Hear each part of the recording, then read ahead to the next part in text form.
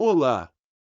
Na aula de hoje, vamos aprender o que é a ABNT e qual a sua importância para a produção científica no Brasil.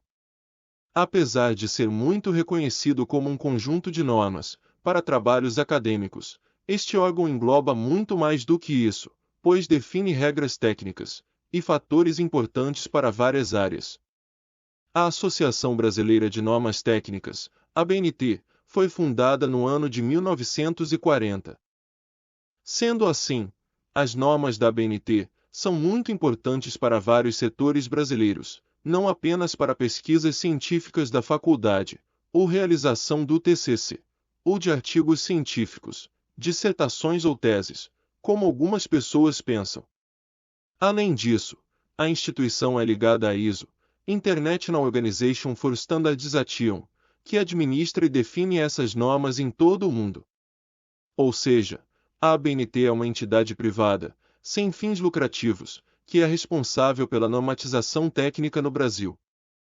As normas da ABNT, que são baseadas em padrões internacionais, são usadas para uniformizar a apresentação de trabalhos científicos, em todo o país, de forma a facilitar a leitura e a compreensão das milhares de pesquisas realizadas todo ano.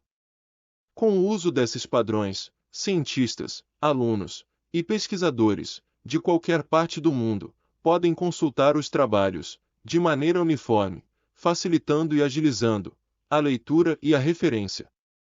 É importante notar que algumas instituições de ensino superior podem adotar algumas pequenas diferenças para as monografias, elaboradas em sua instituição, então convém verificar as regras com seu professor orientador de TCC ou de metodologia científica.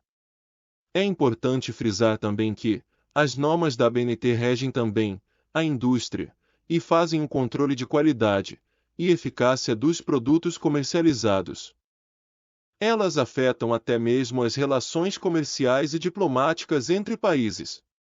Apesar de afetarem todo o mercado brasileiro, essas normas não são consideradas obrigatórias aqui.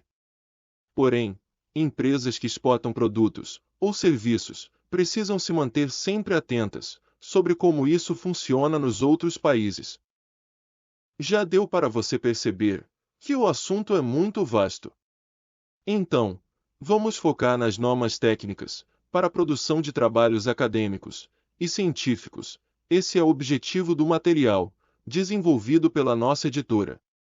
Vamos iniciar falando sobre os sumários.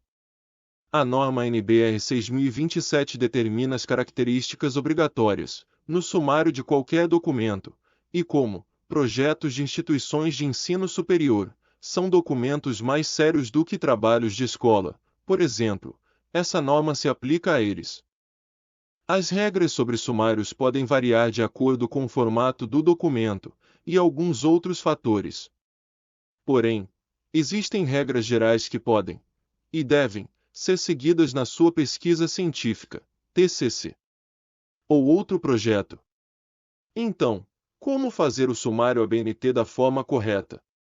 Vamos descrever um passo a passo, para que você possa seguir, e assim, evitar falhas na construção de seu sumário. Então, agora tome nota. Não cite elementos pré-textuais. As capas, listas, folhas de rosto e itens relacionados que estejam presentes no projeto não devem ser listadas no sumário. Sempre apresente o sumário. É preciso que haja o título, sumário, centralizado acima da sua lista. Mantenha a padronização. Escolha a mesma fonte e tamanho para todos os itens e números do seu sumário. O alinhamento é muito importante. A norma sobre o sumário ABNT determina que os números que indicam as seções devem estar sempre alinhados à esquerda. Além disso, é importante que haja uma separação entre os títulos e números. No próprio exemplo da ABNT, é utilizada aquela sequência de pontinhos que ajudam o leitor a não se perder no sumário. Vamos falar um pouco sobre a monografia. Qual é a estrutura de uma monografia? O primeiro fator determinado pelas regras ABNT é a estrutura do TCC. Quais os elementos e seções essenciais e opcionais de toda monografia incluindo a sequência que devem seguir. Vamos revisar quais são esses elementos. Primeiro são os elementos pré-textuais, que são capa, obrigatório; lombada, opcional; folha de rosto, obrigatório; errata, opcional; folha de aprovação, obrigatório; dedicatória, opcional; agradecimentos, opcional; epígrafe, opcional; resumo na língua vernácula, nativa, obrigatório; resumo em língua estrangeira, obrigatório; lista de ilustrações, opcional; lista de tabelas, opcional; lista de abreviaturas e siglas, opcional; lista de símbolos, opcional; sumário, obrigatório. E assim, fechamos os itens pré-textuais de uma monografia. E então vamos agora aos elementos textuais. Que são eles? Introdução, obrigatório; desenvolvimento, obrigatório; conclusão, obrigatório; e finalizando, os elementos pós-textuais. São eles: referências, obrigatório; glossário, opcional; apêndice ou apêndices, opcional. E assim, finalizamos os elementos de uma monografia.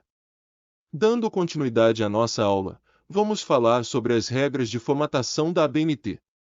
As normas da ABNT também especificam como deve ser toda a formatação de textos, as margens, imagens, citações, entre outras atividades, ligadas à construção do trabalho acadêmico e científico. Margens e tamanho da folha. Todo o trabalho científico deve ser feito em tamanho de papel A4. 21 por 29,7 cm. Quanto à margem, deve ser utilizada a medida de 3 cm na margem superior e esquerda, e 2 cm na inferior e direita. Fontes e parágrafos. As fontes utilizadas podem ser Arial ou Times New Roman, desde que seja usada uma única fonte em todo o trabalho de conclusão de curso. Quanto ao tamanho, para o corpo de texto deve ser utilizado o tamanho 12. Para títulos são aceitos o mesmo tamanho 12 ou 14, consulte o padrão de sua instituição de ensino superior.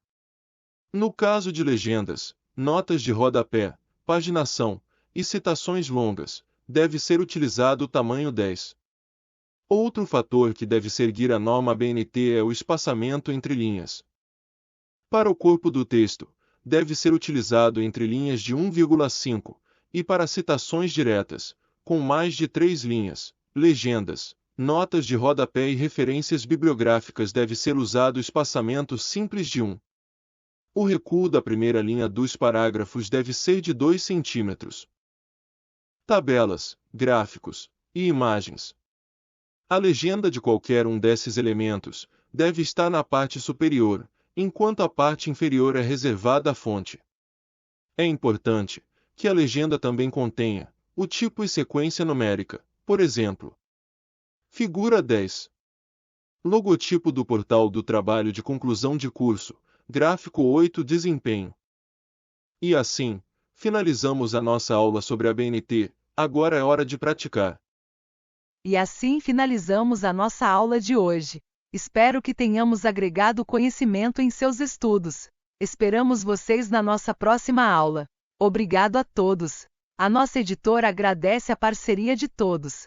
Publique conosco e turbine o seu currículo.